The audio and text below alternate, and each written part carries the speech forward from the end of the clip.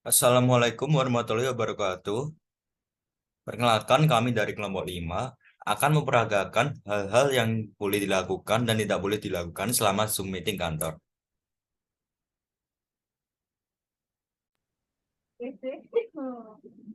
Assalamualaikum warahmatullahi wabarakatuh. Perkenalkan Waalaikumsalam kami dari warahmatullahi wabarakatuh. Kami bertaruh tadi. Perkenalkan kami dari kelompok 5 akan menjelaskan tentang etika kantor. Oke, Next. no.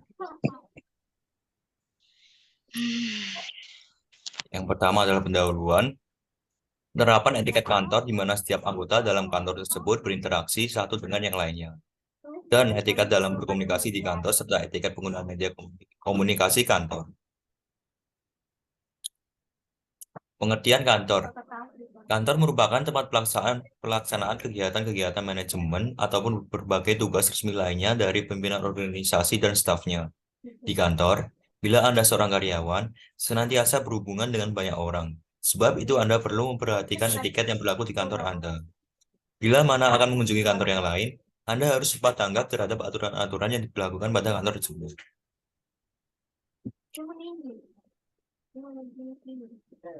Baiklah, next. Slide down. Selanjutnya, etika kantor akan dijelaskan oleh teman saya. Etika kantor. Etika kantor dapat diartikan sebagai aturan-aturan sosial yang digunakan dalam bertingkah laku secara jujur dan tulus dan selalu berisifat baik yang dapat diterima oleh pimpinan dan karyawan di semua lingkungan kantor. Saling menghormati adalah hal yang diharuskan dibagi setiap orang baik secara vertikal kepada atasan dan atau bawahan maupun secara Permisi, horizontal. Ya, silahkan. 162 atas nama Agung Julianto, minta tolong diperhatikan ya temennya waktu presentasi. Oh iya, iya. Maaf, maaf. Minta tolong. Maaf, maaf.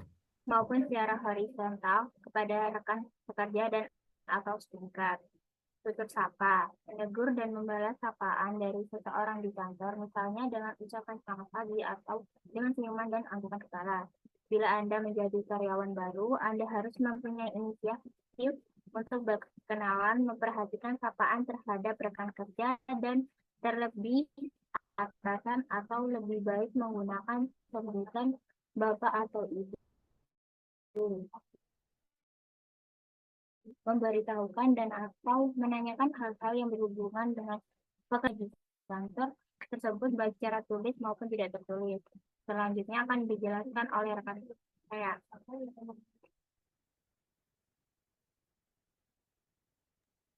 Selama jam kerja. Selama jam kerja diharapkan agar Anda selalu berusaha memenuhi ketentuan dan tata tertib yang ditentukan, seperti datang tepat pada waktunya dan tidak sering terlambat. Bila berhalangan hadir atau akan terlambat, supaya memberitahu terlebih dahulu. Selama jam kerja tidak boleh berhias di belakang meja, merokok atau untuk kepentingan pribadi. Next. Sarana bekerja, sarana dan prasarana di kantor merupakan aset yang perlu dikelola seefektif dan seefisien mungkin oleh setiap orang yang terlibat dalam kantor tersebut. Beberapa hal berikut ini hendaknya diperhatikan oleh setiap orang yang ada di kantor,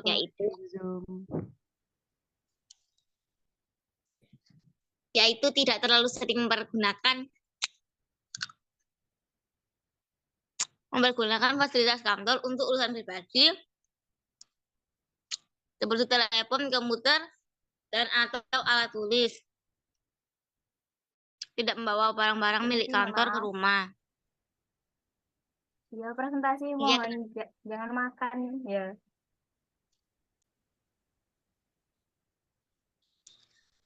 Selanjutnya yaitu slide selanjutnya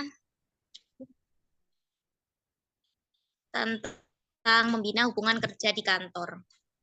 Perlu disadari oleh masing-masing pihak yang terlibat dalam kantor bahwa interaksi atau hubungan kerja tidak akan terjadi dan harus dijaga agar tidak terjadi konflik yang dapat menyebabkan hubungan kedua belah pihak menjadi renggang dan tidak bisa bekerja sama. Selanjutnya, minta tolong untuk kakak yang share screen. Permisi Iya. ya, Kak. Iya. Minta tolong. Iya. Jangan ngomong sendiri.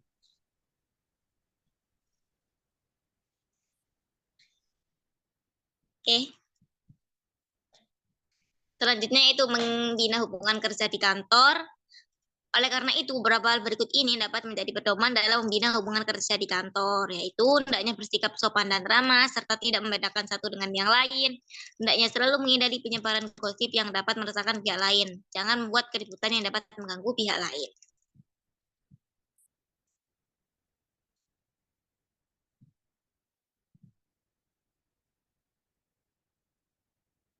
Oke, selanjutnya.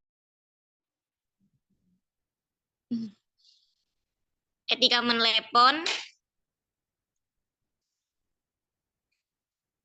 akan dijelaskan oleh teman saya.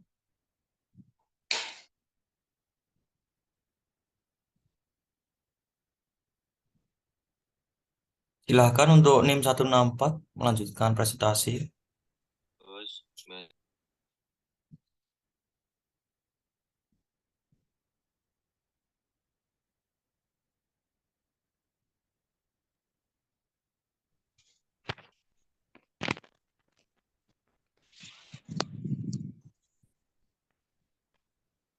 Mohon maaf, tadi sampai mana ya? Sesuai yang di share screen. Oh, baik, etika menelpon. Bersikaplah wajar dengan suara yang ramah, seolah berhadapan langsung dengan lawan bicara karena sikap yang tulus, keramahan, dan jalan pikiran Anda akan dapat dirasakan oleh lawan bicara. Kendati si lawan bicara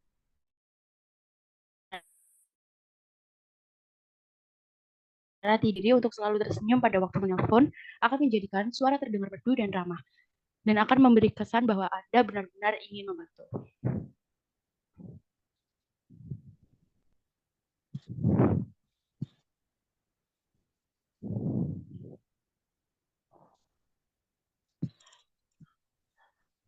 Lalu, selanjutnya, pergunakan telepon secara efisien.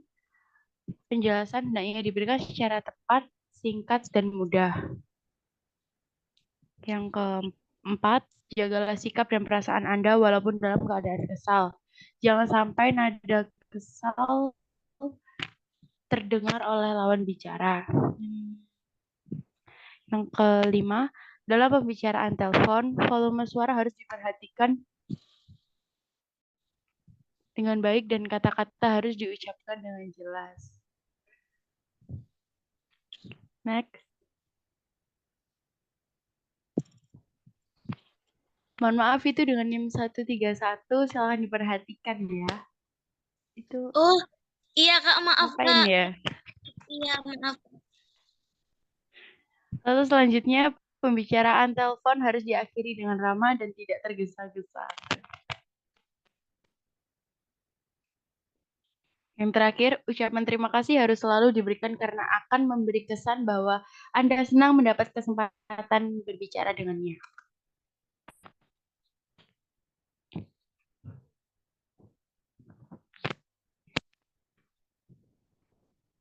Lalu next, menerima tamu. Setiap tamu yang berkunjung ke kantor tentu memiliki maksud dan tujuan kedatangannya. Apakah kamu itu akan terima atau tidak? Dalam pelayanan terhadap tamu-tamu tersebut, hendaknya selalu bersikap ramah, sopan, berikanlah perhatian penuh kepada para tamu.